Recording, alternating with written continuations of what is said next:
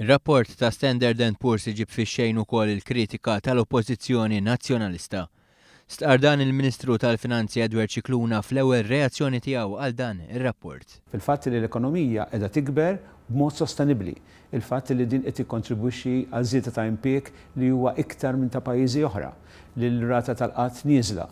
U l-iktar mbagħad fuq il-finanzi pubbliċi għaliex hemmhekk fejn l-Oppożizzjoni qed tagħmel ħafna kritika, anzi qegħdin jgħidu li d-dejn huwa mistenni li jinżel għal quddiem. Fil-ġimgħat li ġejjin il-Gvern Malti se jkun qed jissellef mingħand il-pubbliku permezz tal-istoks tal-Gvern.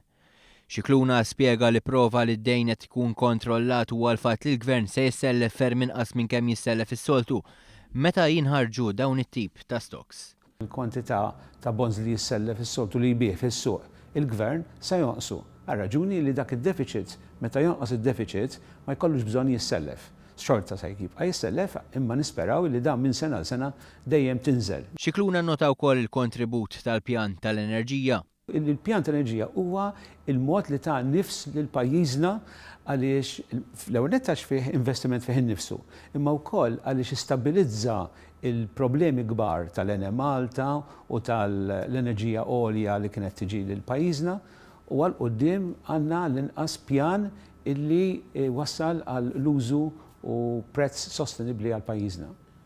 Intant, l-Aġenzija tal-Klassifikazzjonijiet ta' Kreditu qalet ukoll is-setturi tat-turiżmu u l-gaming se jibqgħu jkunu fattur importanti għat tkabbir ekonomiku.